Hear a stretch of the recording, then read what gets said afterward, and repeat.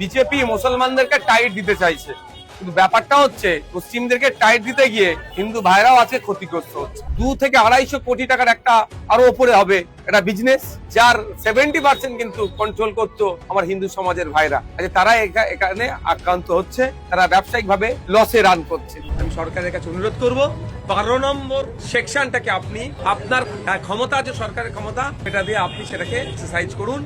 এই আমার হিন্দু গরু ব্যবসায়ী থেকে শুরু করে মুসলিম যারা কুরবানি দিতে চাইছে আতঙ্কিত, তাদেরকে আতঙ্ক কোন সরকারি মুসলমানদের তারা দীর্ঘদিনের জন্য একটা ভালো জায়গা পেয়ে যাক, ঠান্ডা মাথায় কাজ করুক, এটা দেবে না, সবসময় পেছানে রাখার চেষ্টা করে। একটা প্রশ্ন করেছে বিভিন্ন জায়গায় নাকি মাইক বন্ধ করে দিচ্ছে। আমি একটা কথা বলবো, কারো রাইট নাই মাইক বন্ধ করার।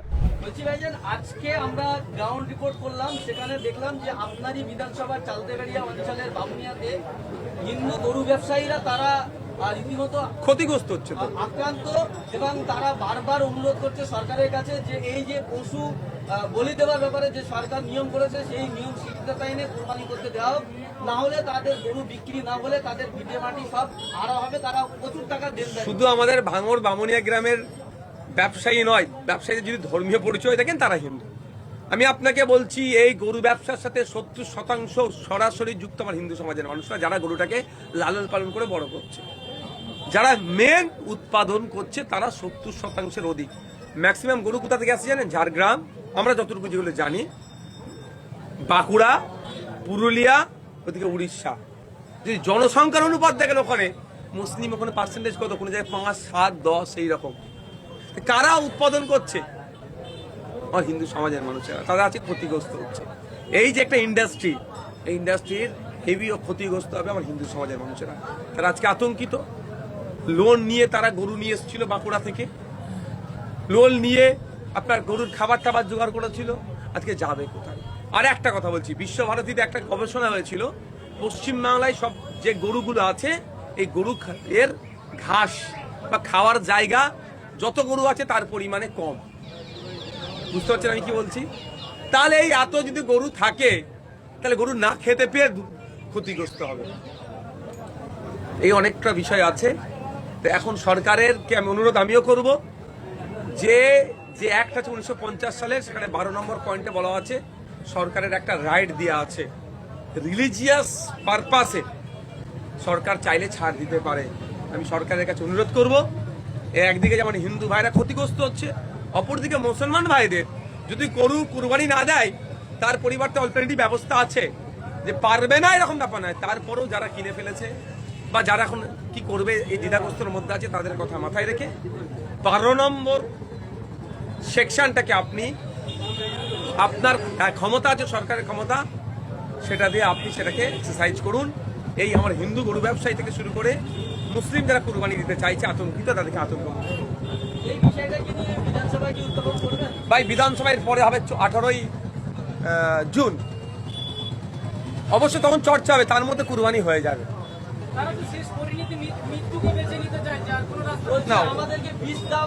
না, আমি ওটা বলবো না। আমি বারবার অনুরোধ করব যে ওই পথে অবলম্বন করবেন না। নিশ্চিতভাবে সরকার, শুভেন্দুবাবু তো বলেছেন হিন্দু হিন্দু ভাই ভাই স্লোগান দেয়, অন্তত মুসলমানদের কথা বাদ দিয়ে হিন্দু ভাইদের কথা ভাবে এবারে ওই 12 নম্বর সেকশনটাকে ইউটিলাইজ করুন। আরেকটা বিষয়, আজকে পাঁচ সার্কাসে দেখা গেল যে কিছু মানুষজন তারা আন্দোলন করছিলেন, তাদের দাবি ছিল যে যেভাবে সরকার বুলডোজার চালাচ্ছে বিভিন্ন জায়গায়, এই পশু কুরবানিতে যে কঠিন আইন নিয়ে এসছে, এই সমস্ত বিষয় নিয়ে তারা আন্দোলন করছিলেন, সেখানে পুলিশ মহিলাদের উপরে লাঠিচার্জ করেছে। দেখুন, প্রোটেস্ট আওয়ার ডেমোক্রেটিক রাইট, আমি প্রোটেস্ট করবই। গণতন্ত্রের পরিসরে আমি আর এই রাইট আছে। নির্বিচারে শান্তিপূর্ণ প্রতিবাদ মিছিলে যে আক্রমণ হয়েছে, পুলিশি আক্রমণ, ধিক্কার নিন্দা জানাচ্ছি। তবে যেগুলো চালানোর চেষ্টা হচ্ছে, প্রশাসনকে কিন্তু জবাব দিতে হবে। পাক সার্কাস শুধু তাই নয়, তপসিয়াতে অবৈধ পন্থা অবলম্বন করে বুলডোজার চলেছিল, আইনি ধাক্কা খেয়েছে। পাক সার্কাসে যেটা হয়েছে, আইনি ধাক্কা আগামী দিনে খাবে। এই যে একটা সম্প্রদায়কে রীতিমতো টার্গেট করা হচ্ছে নতুন সরকার আসার পরে বিভিন্ন জায়গায়, যেখানে একেবারে মুসলিম নাম শুনলেই বা মুসলিমদের দেখলেই একটা তীর্যক ভাবে কাজ করছে প্রশাসন, এরকম অভিযোগ উঠছে। যে প্রশাসন তার গাইডলাইনের বাইরে কাজ করছে, সেই প্রশাসনের বিরুদ্ধে তার ঊর্ধ্বতন যে কর্তৃপক্ষ আছে তাকে অভিযোগ করা হোক। অভিযোগের করে কপিটা আমাদের কাছে প্রয়োজনে পাঠাতে পারবে।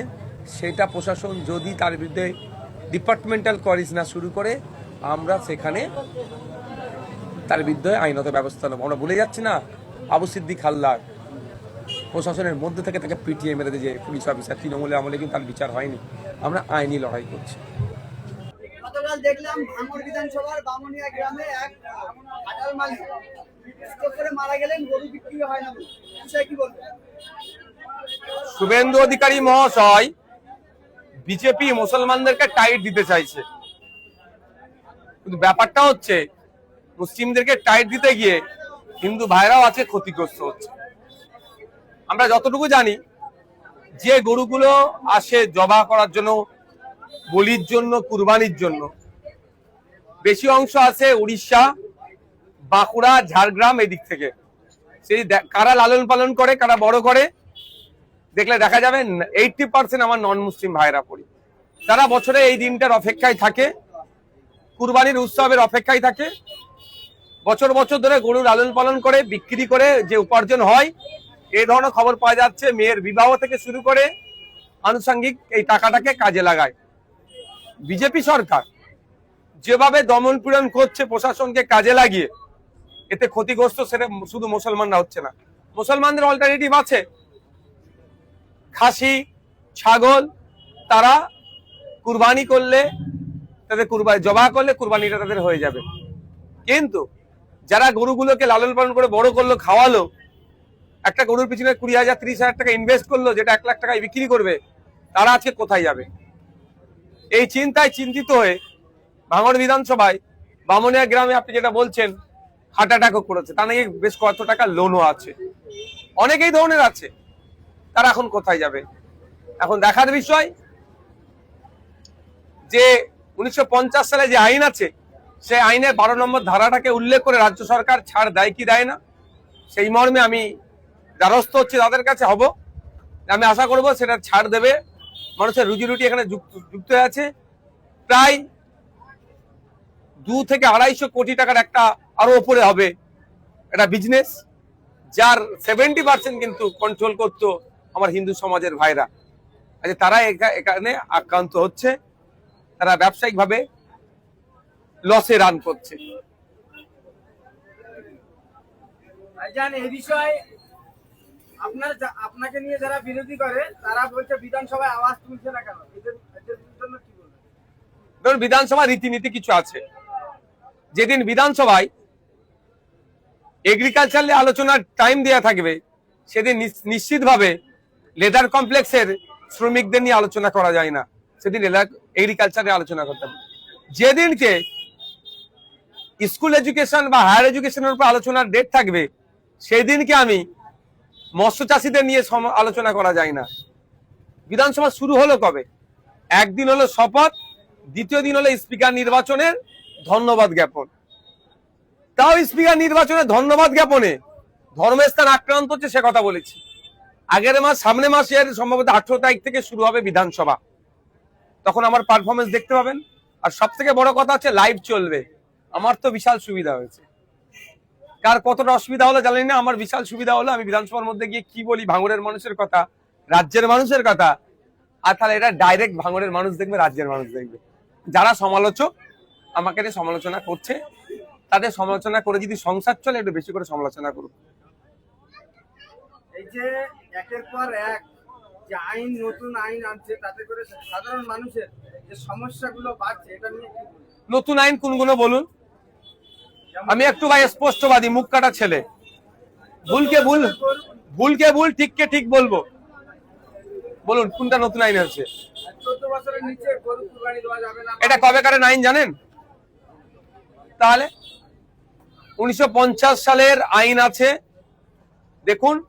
বরঞ্চ প্রশ্ন করুন 15 বছরের দিদি, তার আগে সরকারগুলো কেন এগুলোকে অ্যামেন্ডমেন্ট করেনি?